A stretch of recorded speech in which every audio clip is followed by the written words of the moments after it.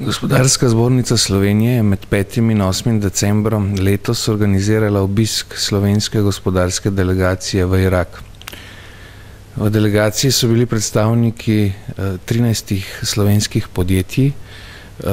Program obiska pa je vseboval 2 poslovni konferenci v Erbilu in v Dohuku ter dodaten program za slovenska podjetja skladno z naprej prijavljenimi interesi.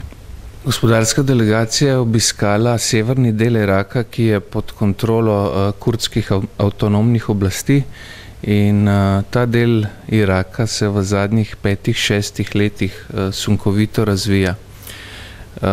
Posebej prestolnica tega dela, Erbil, je mesto, ki se je v tem obdobju zaenkrat povečal.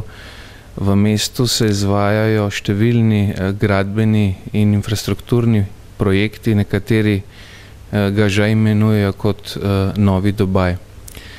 In v tem smislu so tudi sodelujoča slovenska podjetja prišla pogledati, kakšne so možnosti za sodelovanje, in veseli nas, da je delegacija ponudila nekaj konkretnih rezultatov, ki jih bodo slovenska podjetja gotovo znala izkoristiti.